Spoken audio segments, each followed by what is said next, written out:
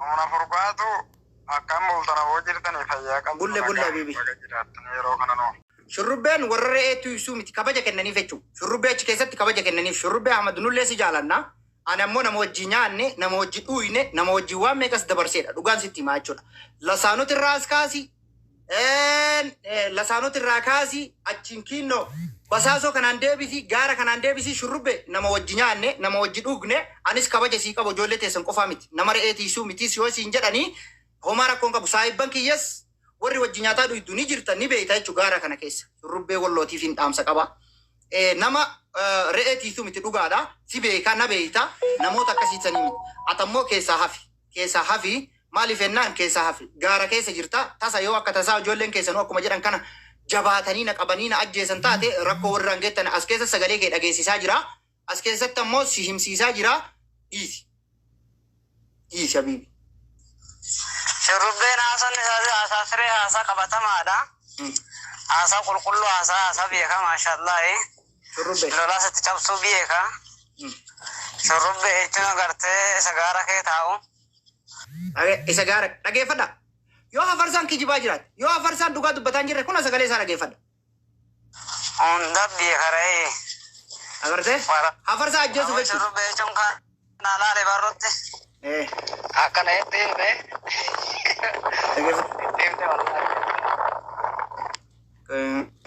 me voy a continuar.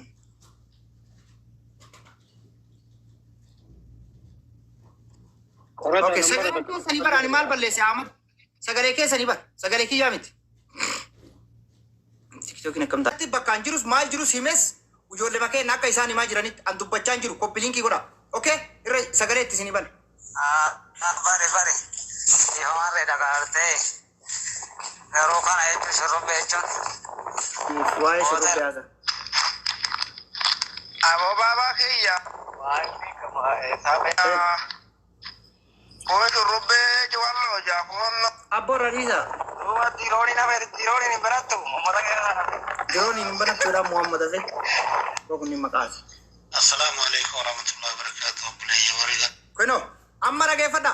Artistii isaanii dhageeffadha. Dhageeffadha artistii isaanii Awwal Muhammad sagalee isaa dhageeffadha kunoo. Amma hirribaa ka'ee dhufee jedheen sagalee sadi qofa qaba inni as keessa sagalee sadi. Sagalee sadi qofa qaba dhageeffadha. Eessa ture isa? Garee mana furgaatu akka mana bultan nagaa amaanii jirtu. Bulayyan kiyya. Dhageeffadha. Nama gurguddaa. Ka tokko bichatti waan qabnu keenyas of laaluu qabna. Kun ammoo gorsa dubbatee. Dhugaa qabda malee shurrubbeen qabdu masala soota jaa. Salaamu alaikum warahmatullahi wabarakatuh. Mana furgaatu kam naga bulle amaanii keeri maaltu bul. Nagaa miti karaa. Naguma bulee bibi. Aboo buleeyyan agartee inni walitti liibii kanarraa addatti wal qabaan jiru bara. Nama isa agartee muka jiru isa agartee dalagatutu agartee walillee qabaa jira walillee dhahaa jira malee namni inni agartee muka eeggadda maal godhaa turtan. Tayyib eeggadda mataa gadi wal gashitanii wal mataa wal gara gashitanii agartee. Waliin gara gashina ijoollee wal mataa. Afarsoo ajjeesaa jiru. Jettanii maal turtanis. Amma kun Aboo dubbiidha. dalagannaa biyyaa baane iyyuu ofirraa biyya kana agartee waan san ta'eefu. Inni sinii ta'e fudha inni sinii ta'uu maatan immoo garte ani wallahi natti illee garte dirqamaa miti. Mamme miitii godhadhu. Miitii godhadha namni miitii gadiiftan. Mamme miitii Waan godhadhu. sin ajaa'ibu keessa namni gartee nama dalagatu wal qaba malee namni gartee yookaan agarte nu bira dhaabbataa ture rabbuma sodaadhaa garuu warabbitti eenyuun nu arrabse nutu arrabsaa jira warabbitti ummati wal nuura kabaja eenyutu kabaja nu Assalamu alaikum warahmatullahi wabarakatuh. Garee mana furgaatu jaallan jirtu. Fakkaata wallah alhamdulillah nama jirra. Aboo waraabudha been. Sawwaaqa isaanii ilaala makiinaa. Garee mana furgaatu. Dhageeffadha. Sawwaaqa isaanii ilaala makiinaa dhageeffadha. Makiinaa oofaa itti ma'ichuu akkana godhan. Assalamu alaikum warahmatullahi wabarakatuh. Garee mana furgaatu jaallan jirtu bakka jiraatanii akkamiin nagaa jirtu fayyaa keessanii jiru jireenya fakkaata wallah alhamdulillah nama jirra. Uummanni maal wanni goona qaba uummanni waraabudha been. Arromsaan akkatti nama arrabsan kun oomishaadha akkam dhalaan isaanii miidiyaa irra ba'e akkatti nama arrabsan kun yeroo turaadha maaluma waan kana kaasa isaan malee. Okay. Artisti. Dhaqiilaale waan abu madraan irra jiru. Dhaqiilaale waan raayii gadam irra jiru. Dhaqiilaale waan abu ibir jala jiru.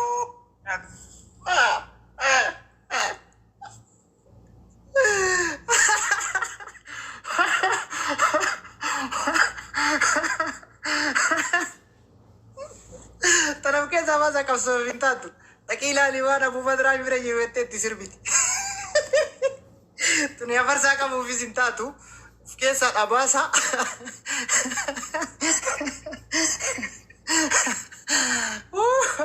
Wallahi nama kolfisiiftan garii qo'aatti isinii bana guys.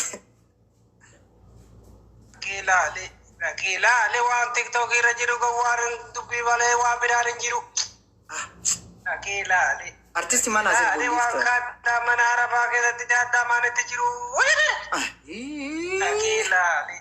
Dhaqiilaale gowwaan kan laayivii irra jiru. Dhaqiilaale waggoonni kan dalagachaa jiru. Abboolee alaan taphatina dalagadhaa bulu jedhe ilmaa saree tiktok irraa duraanii taati. Ilmaan sareedhaa afarsoo qabuuf mallaqatti taphatina deemaa dalagadhaa. Goddanyaa afarsaa laalaame. Goddanyaa kiyya ammoo namni kun hin ajjeeftani. Namni kun goddanyaa. Diigalee usmee goee sartaman ta'e kan kana du'anarra labsadatu. Attasumaa deemi kubbaayyaa akkasiin jedhanittu gufu. Usmee galchaa gaayis. Indi siida sumaa deemti bakka haga afarsaa ajjeesanitti. Dhaqii ilaalee waan kutatamu.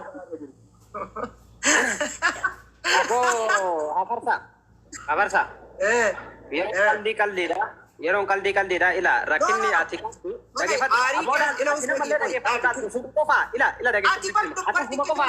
dhageeffadhu sagalee guutuu siif ta'u usmee dhagaye.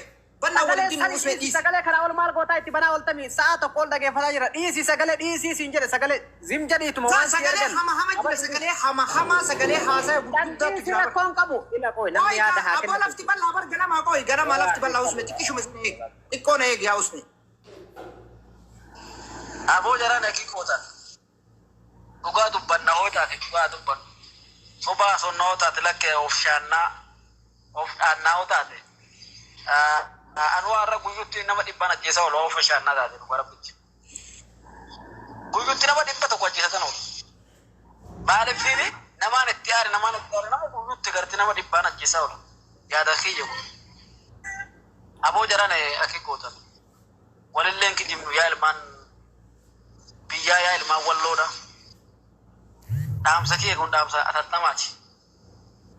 Isinillee gorsaa feesduun ta'e yaa ilmaan walloodha. Walloon agartee keessatti nama biyya tanaan hedduun agartee biyya tanaan jiraataa jira dhugaa rabbi jira. Aboomee afarsa carraa takkitti wayinaa kenni dubbadhee waan ba'uu barbaadu wayiitu jira. Deemuu barbaada dhageeffadha afarsaa ba'uu barbaada hojiirra jiraati. Carraa naa kenni.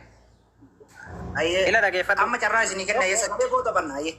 Anama miyuutii qabadhaa dhageeffadha. Ila qoy usmee qoy osoo hin dubbatin qoy. Ani miyuutii isinirraa qabadhaa waan jiru ijoollee wallootis galcha isinis seena. Sagaleen ammoo kanaa ol dhibbaa oli sagalee hama jira sagalee waa'ee arsii hammeessu sagalee waa'ee hafarsaa hamaa dubbatan waa'ee artistiin isaanii haasa'u sagalee waa'ee jaamsii haasa'u warri sawwaaqota haasa'u guututu jira sagaleen isin dhageessise. Ila duraan dursee sagalee kiyyoo dhageette mana bal'isi. Maama shurrubbeen faallee jira. Ol galchi rakkoon qabu ijoollee warri guruppii san keessa jiran hedduu jiranii guutuun isaanii as jala jiranii. Ammas immoo hundi isaaniituyyuu ta'anii dhageeffatu jiran. Abbaan barbaada dhageeffatu waan barbaadanaa jiranii. Ila wanni tokko wannan sidaamu tokkoffaa irratti waan kana akka nam tokkootti waan dalagamaa jiru akka waan kaleessa ati akka nam tokkootti wal dhabneetiin turre erga walitti qabuunu taate ka isaanillee waa balleessee nullee akkuma san waa balleessine jechuudha. Kuni guutuun dogongora jennee namni kamuyyuu dhiifama gaafatee nageenni bu'eetiin ture. Garuu immoo akka gaafsanirraati hanga har'aatitti wanni kun shirri kun numarra dalagamaa jira. Halkanii guyyaa rafanii bulaan jiran nuti uf quban qabne malee jarri waan kana godhuudhaaf mallaqaan namni danda'ee akkatti qabu dhabamnaanin mallaqa barbaachisu isinii goonaa birrii irraa isinii baana waan baatii takkaa kenna jedha. Namni hafarsaa qabdan birrii baatii namni qabdanii tumta yoo jiraatan 500 isinii kenna yoo immoo ajjeeftan 1000 kenna jedhanii isin achi keessatti haasamaa jira sagaleen guutuu waan jiru jechuudha. Sagalee kanaafuu ati abbaan barbaade yoo si ajjeesses yoo waan barbaade si godhes lubbuun dhiiraa gartee inni duuti lubbuu dhiirati miti namni kamuu kullu nafsu zaa'iqatul mawti jedha namni hin duune hin jiru garuu immoo shira akkanaa kana oromoodha waan akkanaa namarra dalagamuun osoo atummaanuu yookaan anummaanuu namnummaan tokko lubbuun namaa waan kanaan shira kana keessatti osoo kadhamu taate waan kana baga baaftee agarsiiftee uummata kanallee maaliif namni akkattuu yookiin dhabamu jira waan biraatu azalillee nama fuudhu jira boodallee ebaluun kun akkam ta'e akkana ta'e shakkii jechuurra hunda isaatu gurra seenteerti jechuudha. Booda wanni dhufellee waan barbaade haa dhufu gartee erga ilmaan oromoodhaa gurra seentee jiraatte sun rakkoo miti. Kalamaffaa irratti waan barbaadan sirratti haa dalagan. Amma boodatti kanas baaftee hin dhageeffachiisini sagaleewwan jira barbaachisaa taananiin takka takka yaafne jechuudha. Waan jarri haasan guruppiilee hedduu keessa jira. Guruppii kana qofaa miti beek. Wallaahi dhugaan sin jedhaane. Keessattuu ilmaan arsiidha. Wanni isin ficciisaa jiru isin asirra miidiyaa kanarraa afaanii garaa waan namaan qabdanii afaanii waan barbaadanaa soitanii uummanni guruppii isirratti ijaaree bar maal jedhan namni dandeettii hin qabne yoo gartee meeshaa hin qabaanne meeshaa mara isinii ergina halli isinii mijjeessina warri meeshaa hin qaban gartee taxiyyitii agana nyaattu na bira jira taagana nyaattu na bira jiraati raaba arusii ilmaan arusiidhaa yaaba maalii godha akkasitti waa hedduu haasama jechuudha isinii galeemi kanaafuyyuu yoo barbaachisaa ta'e guutumaan guututti ani Facebook irras ta'e miidiyaa mararra gadi dhiifne jechuudha sagaleewwan kanneen jechuudha. Garuppii immoo nama 900 fi 30 wayi ka keessa jiru jechuudha. Siigalee namni hagana baay'atu kun ilma namaa tokkicha yookiin nama lama. Kan sitti ergee suni usme dhaga'i. Sagalee san sitti erge malee sagalee si qajeelche malee sagalee sitti erge malee jechuudha. Wallahi mucaan sun na biraa nyaatee dhuge usme akkuma sitti misan huccuu irraa jijjiiree riyaala 100 kenneefi wallahi deemi nyaadhu den miskiina jechuudha. Gaafa lafti nagayaati gaafa agartee dhiyoo lolli dhufee dabre san booda bar eega lolli dhufee darbe booda mucaa kana nyaachisee obaasee huccuu kiyyarraa jijjiiree wallahi huccuu fi godhatin itti godhee riyaala 100 kenneefi deemi jedheen jechuudha waan kiisaa qabu siigalee kanatu mucaasantu wallahi namni miskiinaa waa gootan har'allee borullee dhugaan keessanii dhokatu siigalee kana yoo jedhu immoo sodaa miti isiniyyuu itti jirtanii nama kuma meeqaan teessanii ana qotokkicha ajjeesuuf mari'ataartan usme haasa'ii fixadhu namaa dabarsa. Ennaa akkasii wanni jedhu Oromoon guutuu waan kana immoo argaa boodattis namni tokko ilmi namaa sunis akkuma lubbuu qabu kunis lubbuu qaba namni kamuu dhiira dhiirri gaafa waa wal godhuu rakkoo miti garuu immoo shirri namarra xaxamuun gara duubaa dhiirri yoo nama godhe kallattii nama godhe guruppii namarra ijaaratanii shira dalaganii nama hagana baay'atuun wallaahi waan si ajaa'ibu keessa nama garee hagana keessa jiru kana keessa beekammaan tokko namnummaan tokkichi bar namnummaan waan kana sirriin goone nama warraa immoo ijoollee warraa ka waan kana dalaysiisaa jirtu kan nama meeqa asirra baatee miidiyaa har'a ilma namaa xiqqeessiisaa jirtu miskiina daa'ima umrii 5 qabanii tumaa jiran ana ammaa farsaa akka mataa kiyyaatitti wallaahi amma saa kana dhaqanii hojjeessan irraan kaadhu jechuudha kaaduu rakkoon qabu maaliif asirra bahee akka dhiiraa dubbata waan ta'eef barbaade ofirraa salee dandee barbaade salame sun rakkoo miti ana yoo dhufanii na ajjeessan rakkoo miti miskiina kadarraa jiran kanaayyuu takkaa gabbaanii ijoolleen keenya miskiina isaa jedhanii. Daqiiqaa takka usme daqiiqaa takka ila sagalee amma ergame dhageeffadha sagalee amma guruppii irratti ergame amma bar. Warri amma arsiin kabajaa walloo gootii jettan kuni kabajaa isaanii fudhatanii hudduu haadha isaanitti haadachanii yoo barbaadan.